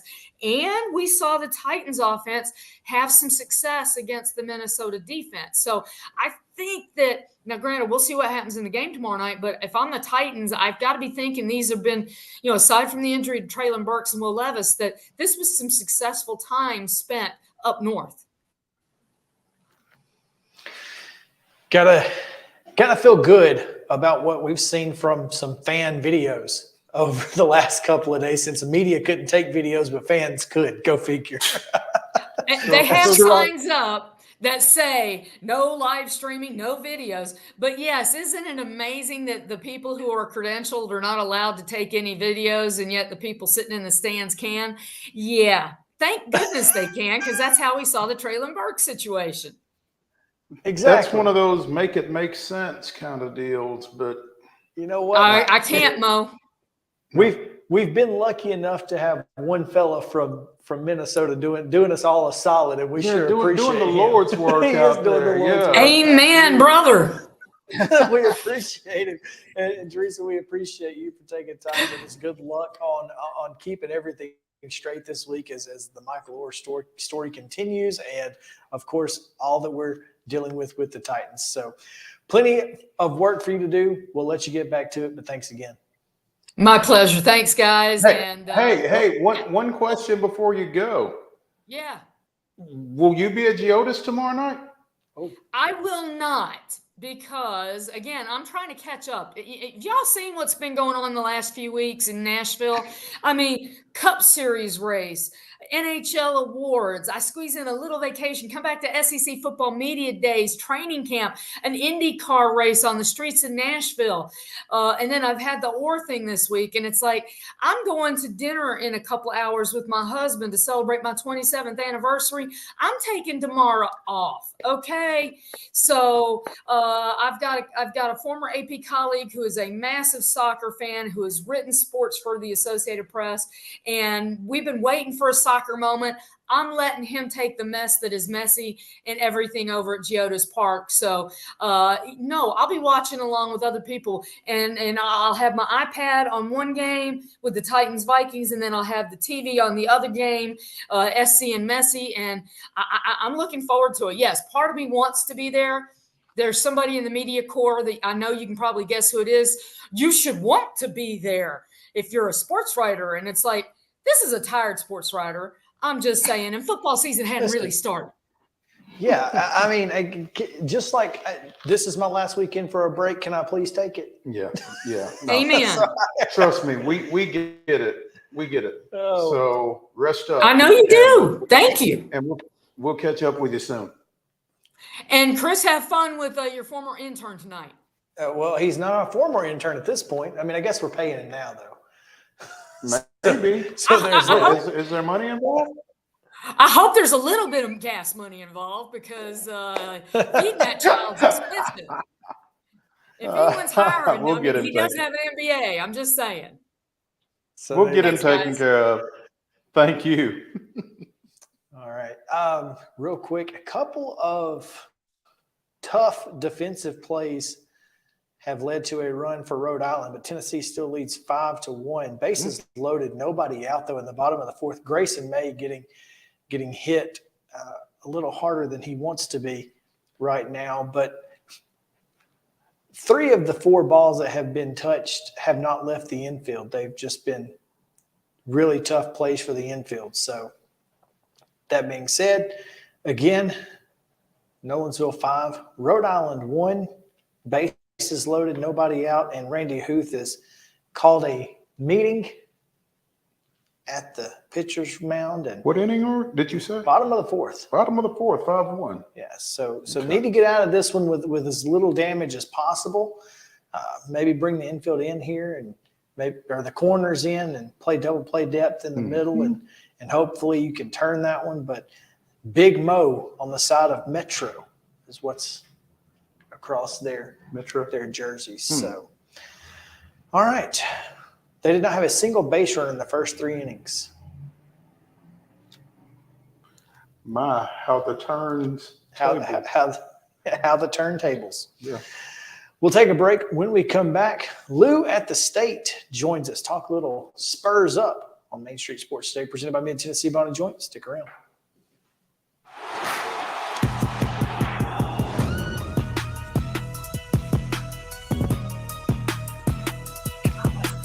That's a great pitch. Mid-Tennessee Bone & Joint treats your orthopedic injuries and existing conditions. Our trained physicians will get you back in the game faster. Contact us at 931-381-2663 or www.mtbj.net. With Lee Company technology, the best handymen are hands-off. Lee Company techs have been using visual findings and other smart technology tools for years to add transparency and virtually take customers along. You see what we see, whether we're in a crawl space or on a roof. With Lee Company, technology helps us help you, no matter what's happening in the world or at your house. Jones & Lang Sporting Goods here in Columbia has been outfitting teams, officials, and anybody else from T-ball to college for 50 plus years. Be sure and check them out at 931-388-8060 or online at jonesandlang.com. Jones & Lang Sporting Goods, the look of a winner. Zion Christian Academy, zioneagles.org or 931-388-5731. You can schedule your appointment. Go tour their campus. It is beautiful over there, and you're definitely going to want to see it. Again, it's zioneagles.org. Give them a call, 931-388-5731, and schedule your tour today. Did you know that up to 80% of us will experience back or neck pain during our lifetime? Many of you are offered surgery or addictive pain pills to relieve your chronic pain. At the Dr. Gill Center for Back, Neck, Chronic Pain Relief, we have been leading the way to better health, naturally, and have helped tens of thousands of people right here in Middle Tennessee for the past 30 years. I came to Dr. Gill about 10 years ago after my local doctors recommended surgery. I knew about Dr. Gill and wanted to see if he could help me. 10 years later, I am pain free, no surgery, and no pain pills. Surgery is scary, and over 40% of all back surgeries fail, creating a cycle of surgery and pills. There is a safer solution to your chronic pain. Make the call to the Dr. Gill Center for Back, Neck, Chronic Pain Relief today and get your life back. This office visit is normally $299, but call today and receive your initial consultation, report of finding for just $49. But hurry, this offer won't last long. Call 615-768-8743. That's 615-768-8743. You can't see the sights without the sounds. From the crack of the bat to the roar of the crowd and everything in between, discover what Hit City has to offer. Spend your nights cheering on the Nashville Sounds at First Horizon Park with giveaways, fireworks shows, theme weekends, and more. Single game tickets are on sale now. Visit NashvilleSounds.com to claim your seat today. Mid-Tennessee Bone & Joint has been the official sports medicine provider for Murray County Schools for more than 40 years. We specialize in orthopedic service, and our Ortho Quick Walk-In Clinic lets you bypass the ER. Visit us online at www.mtbj.net.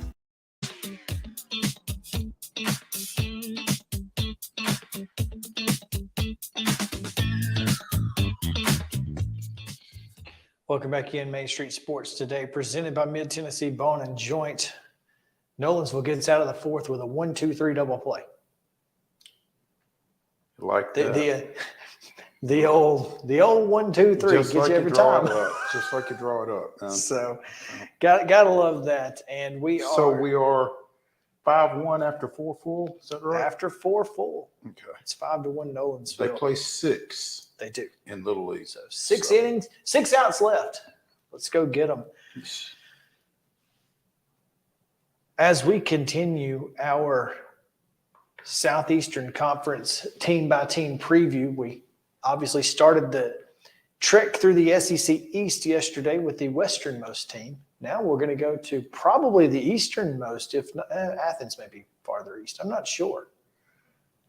Easternmost, maybe? No, I'm pretty sure they are the easternmost. Well, there you go. The easternmost member of the Although, SEC as we've learned this summer, geography means nothing in college football. Schmeography. Yeah. What are you talking about? No such thing anymore. Yeah. But we're going to go to Columbia, from Como to Columbia, South Carolina, to right here in Columbia. Mm-hmm. We have Lou at the state. Lou, what's going on, man? Nothing much, guys. How are you guys doing today? We're doing well, man. Appreciate you taking some time with us. Now, from what I understand, You've received a little bit of a battlefield promotion. You have not been the primary South Carolina guy at the state, but you kind of find yourself in that spot now. Is that right? Well, I'm kind of filling. I help out. I'm not the primary, but basically whenever they need me. But I've been out to practices and media stuff, and I'll be at pretty much most of the games until we find a permanent. And then we have about 3 or 4 people that will cover USC football on a regular basis. So everyone's kind of pitching in. So it'll be fun. It's a lot of anticipation coming for this season for sure. Lou's been doing a good job covering high school football over the last couple of days. High school sports isn't all he does, but it's what he does. There we go. And that's one of our taglines here, Lou. It's not all we do, but it's what we do. But we do enjoy some Southeastern Conference football. Oh, go ahead. No, go ahead. Yeah, it's going to be interesting. SEC, I think, is going to be. It's always fun to watch, but this year, especially the last year before Oklahoma and Texas come in, we'll see how things shake out. And the way things wound up for this South Carolina team, I would imagine created a little buzz over there going into the offseason and into the preseason as well. Yeah, a ton of buzz. The way they finished up, I know they lost in the bowl game to Notre Dame, but beating Clemson, beating Tennessee the way they did, it's huge. And the way Spencer Rattler played and having him back, because last year when he came, pretty much everyone thought it was 1 year and done, and then he would move on to the NFL. But getting him a second year, did have some changes in the offseason, got a new offense coordinator in Dow Loggins, which the two seem to be gelling, and a lot of buzz. The recruiting's been really good with Coach Beamer, getting Nick Harbor, a 5-star recruit that everyone's looking forward to see how he fits into the offense. And it should be a really fun season. We got some question marks on the defensive line and running back, but a lot of anticipation, a lot of buzz going into that opener against North Carolina and Charlotte. Dow Loggins is a name that a lot of folks over here are familiar with as a former Tennessee Titans assistant. But what can you tell, is different offensively with him as opposed to prior to his arrival? I think it's just going to be a little bit more simplified. I think Marcus Satterfield, the knock on him was things maybe a little bit too complicated, and he took a lot of abuse, and we'll see how he does in Nebraska with Matt Roll. But I think just different approach, simpler approach. He's been easy to deal with too. He's great personality. He could talk plays and for hours, and a few times we've gotten a chance to speak with him. So I just think open things up a little bit more. Let Spencer, I think, run the show. I mean, it seems like right now they're in sync. So we'll see how that translates onto the field, and if he can pick up that momentum that he had at the end of the season. That's pretty wild. I did not realize that Satterfield had been the OC over there. Another Tennessee guy, former head coach at Tennessee Tech, played his high school football in Greenback up in East Tennessee. So you like your Tennessee guys over there, huh? Yeah, and Coach Beamer, he was I think a grad assistant with Coach Fulmer. So he's a lot of Tennessee ties. Montario Hardesty, the running backs coach, obviously you guys know about him and the career he had at Tennessee. So yeah, a lot of Tennessee guys. Greg Atkins was the O-line coach last year. He's got a off the field role now, but yeah, a lot of Tennessee ties on that staff. That's interesting. Talk a little bit more about Rattler, Lou, from year 1 to year 2. What are the expectations? Can you tell how he's kind of refined some things in this offense and in his personal game? Yeah, I think he's definitely worked hard. You see him in the videos he posts in the offseason, training with, and then I think he's become more of a leader. And, the knock on him coming in, even out of high school, everyone still points to that Netflix documentary, the QB1 thing, but he's definitely grown up, and he's handled himself well because he's definitely the face of the team in the spotlight with his NIL deals and stuff. But he's really, I think the team has rallied around him. get a sense of that ego or just, that guy that he's better than everyone. I mean, he's just one of the guys and he wants to fit in. And it's an interesting quarterback room. We have Rattler, but we have this freshman coming in, Lenore Sellers. I think he's going to push to at least be his backup, and he's going to be one to watch for years to come. When you talk about Spencer Rattler, he's only one part of the passing game. The other side is the receivers. Antwine Wells, all SEC guy last year, 68 catches, 928 yards, 6 touchdowns, caught 20 balls just against Tennessee and Clemson alone. So, yeah, pretty solid. But a name that we'll recognize because he comes from Arkansas, tight end Trey Knox will be playing for South Carolina this year. And that's a pretty big deal to have a tight end, in an offense where you can look for a guy like Trey Knox. So what does this receiver core look like, and how important is it for them to be successful? Yeah, Juice Wells, he's definitely the go-to guy. He's been banged up. They're hoping to get him back for the opener. The portions we've been able to see, he's been dressed in that, but he hasn't been in the reps, but and obviously it caused a panic, and Coach Beamer basically had to say after one of his press conferences, calm down. Same with Knox. He was a little bit banged up, but he was back at practice this week. But I think Trey Knox, and you throw in Josh Simon, who came from Western Kentucky as well. He's a South Carolina kid. I think are going to be two guys that are in the passing game that are going to help Rattler at the tight end spot. They also brought another transfer in as well. So the three transfers at the tight end spot to give Rattler some more options. You mentioned Juice Wells at receiver. It's kind of been a battle as far as who else is going to step up.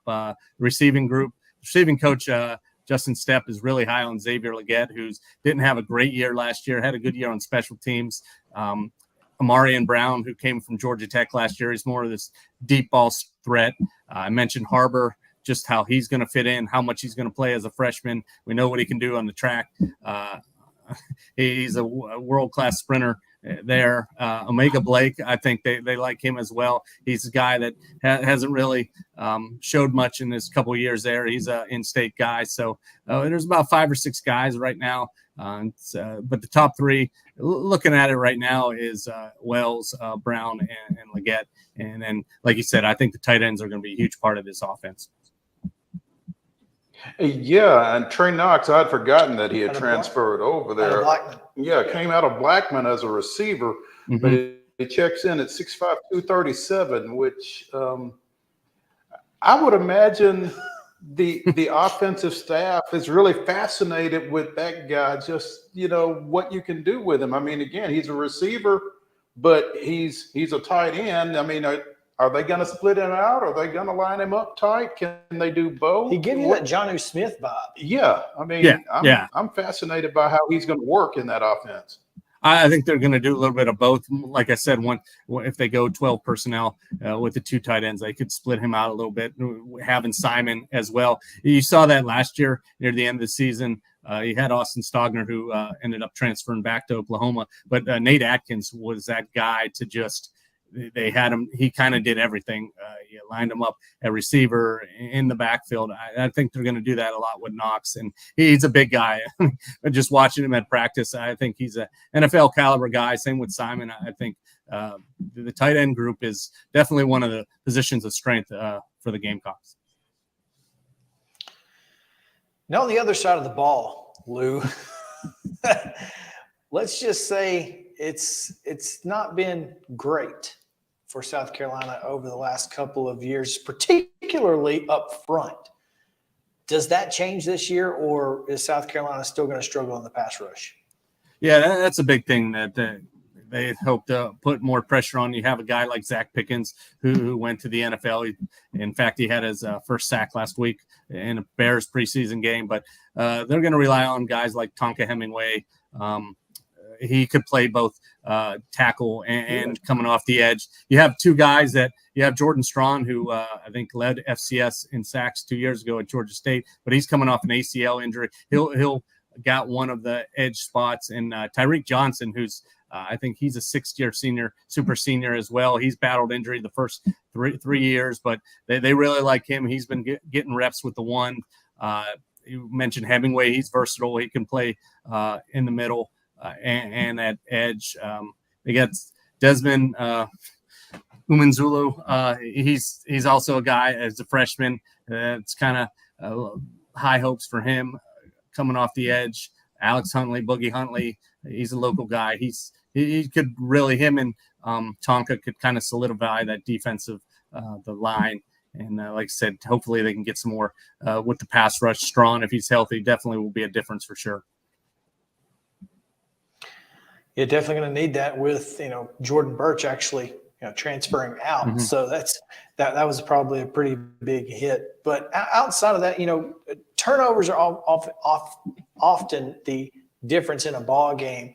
Does this team look like, is that something that they are going to be good at, or can you really tell at this point? It's too early to tell, but they were able to force some big turnovers. But there's one of the things, secondary is pretty much remade at the corner spot. You got two guys that were drafted in the NFL, and Cam Smith and Darius Rush. And it looks like Marcellus Dial and O'Donnell Fortune will be the guys at the corner spot. And then you look at nickel, two freshmen, two local guys from Columbia ended up not a lot of hype and expectations last year, but DQ Smith, who was going to be a gray shirt, he wasn't even going to be on scholarship, and he ends up starting most of the year. Nickum and Worry, he was a starter since the first week after injury to RJ Roderick. So they like that spot right there. But I think it'll be interesting to see how Fortune and Dial, the two main corners, but they got some depth at that position, some young guys that they're hoping to step up as well. Lou BEZJAK, did I get that right? Correct. That's a first. Not a lot of people get it right. I wasn't trying it after I messed up yesterday. Well, I had a little tutorial from Dave Gorin with the National Sports Media Association. Gotcha. So, Lou BEZJAK of the state in Columbia, South Carolina, joining us here on Main Street Sports today, presented by Mid-Tennessee Bone and Joint, as we continue to go through our college football and Southeastern Conference previews. And Lou, there's no easing into the schedule for the Gamecocks. This ball game against North Carolina right out of the box over Labor Day weekend, it's going to be a lot of eyes on this one. I mean, South Carolina just outside of the top 25 in the preseason poll, and North Carolina coming in at 21. So I would guess both these teams are looking to kind of answer a lot of questions in this one right off the bat. Yeah, definitely. It's college game day is going to be there. It's a night game. Yes, I mean it's a lot of hype. It's obviously the two Carolinas facing off. It's big for recruiting. It's a huge way. You got Heisman Trophy candidate and Drake May, and possible first-round pick, and then you got Spencer Rattler. Kind of got that chip. He wants to prove that he could belong. I think it's going to be a great game. We mentioned North Carolina. I think they got some question marks. They were hit with a big loss with one of the receivers. The NCAA ruling that he can't play. We'll see if that gets overturned and he's able to play. Trez Walker. I think see how South Carolina can attack that North Carolina defense, because the Tar Heels gave up their share of points last year as well. So we'll see if South Carolina is going to be able to put up some points themselves. Yeah, and then you get Furman at home, but then you got to go down to Athens, and that's never easy. Whether Georgia's back-to-back defending national champions or they're not, it's not easy to go to Athens and win. So that's a tough one before you get to come home from Mississippi State, and then you got to go to Tennessee. And I assure you, you guys know that Tennessee's waiting and ready for that one. Yeah, they after how they played that game, yeah, they definitely are going to be ready. A lot of eyes, a lot of stuff circled there as well. Mentioned the Georgia game; it's going to be an afternoon game. I think 3:30, 4 o'clock kick, and so it's going to be hot. So they were successful the last time they went with Muschamp when they a few years ago knocked them off when Ryan Helinski came in and Israel Mukwamu had a couple interceptions. But Georgia's just they're loaded, and let's see how Carson Beck does at quarterback, but that should be a fun matchup as well. And then this road slate, by the way, is absolutely brutal. At Georgia, at Tennessee, at Missouri, and at Texas A&M. And even Como is not easy to play at. Just ask Georgia. I mean, and then South Carolina's had their South Carolina's had their problems last time they were there, and it's 2 back-to-back games, road games as well. So with Missouri and Texas A&M, and it doesn't get any easier when Jacksonville State, the Gamecocks from the West, the battle of the Gamecocks. The battle of the Gamecocks on November 4th. Looking forward to that one as my Jack State Gamecocks go to South Carolina, and then. Vanderbilt was really good last year. Kentucky's has been, I feel like they are a tough out no matter what. They feel like Clemson, they turn a corner, yeah. This schedule, Lou, this is brutal.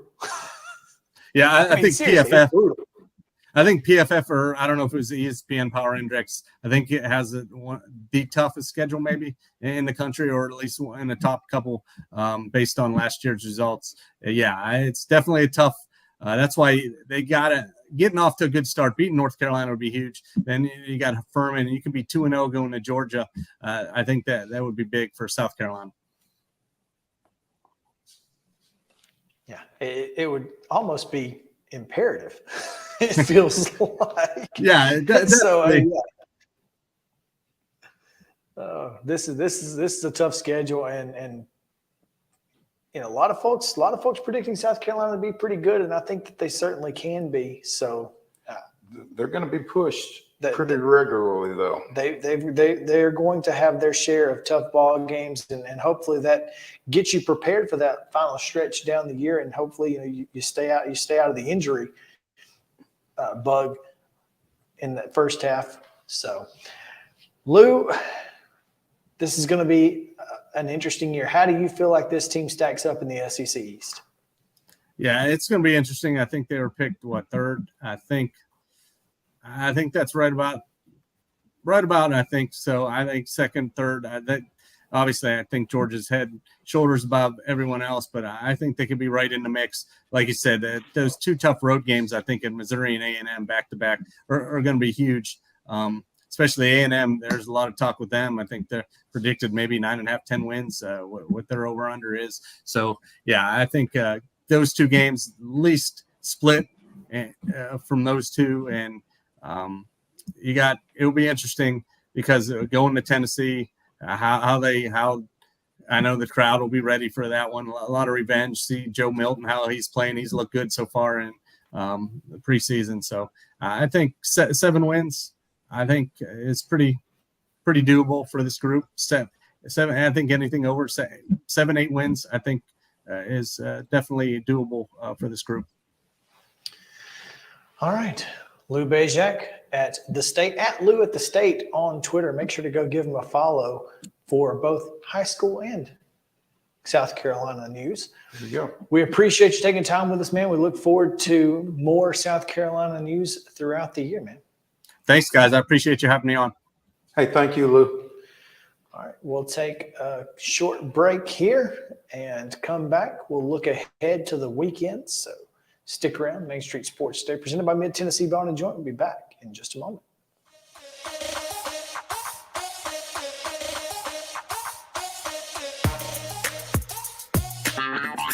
This is Chris Yao with Main Street Sports Today. Every show, Mo Patton and I welcome friends from all across the sports landscape, from high school coaches and reporters to national, college, and pro sports personalities. You never know who might stop by for a chat.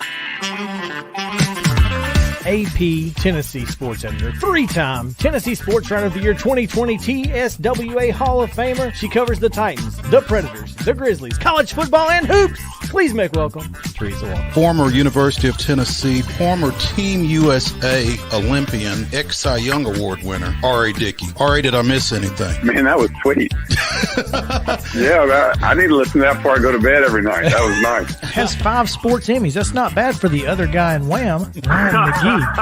The other guy in Wham married the best-looking girl, Bananarama, so the other guy in Wham had a pretty good life. From preps to pros, we're taking on the sports topics you care about. Tune in across Main Street Media social platforms at 2 p.m. or on demand on your podcast distribution platform of choice.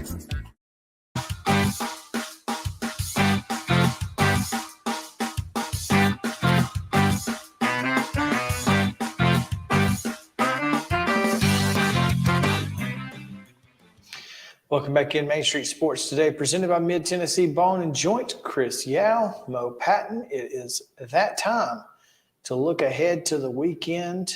And like I said, it's the last weekend of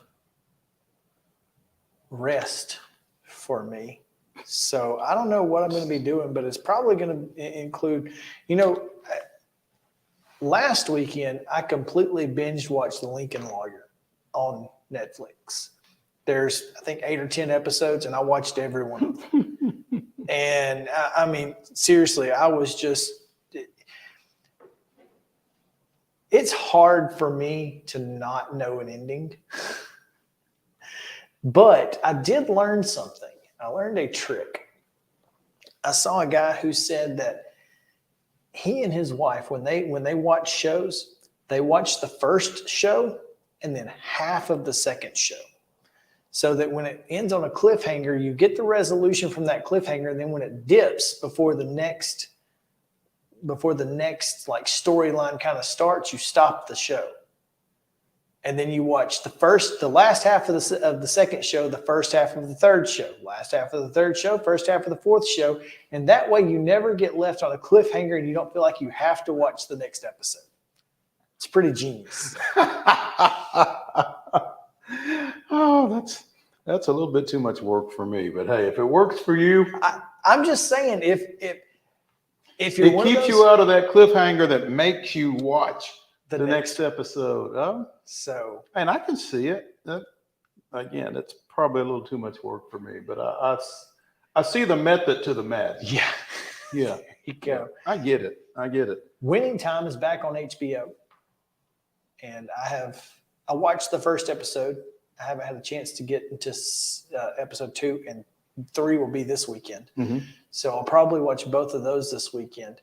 And will you watch them in their entirety? Yes, I'll watch them in their entirety because it comes on. It's not something you can binge after the end of the episode. You got to wait till next Sunday. You gotta wait. Okay. So you got no choice. Yeah. So you can do that when you're watching it as it happens. And then Billions is back for its final season. I don't know if you watched Billions. I do not. Great show. After this season, you can start it, and then that way you can just go on. I need to go watch Untold. With that too, but Justified. City Medieval? Yeah. See, I didn't watch Justified, so I don't feel like I can watch the. Did you not? No, did not watch Justified, and I want to. I just haven't. Oh God, I want to.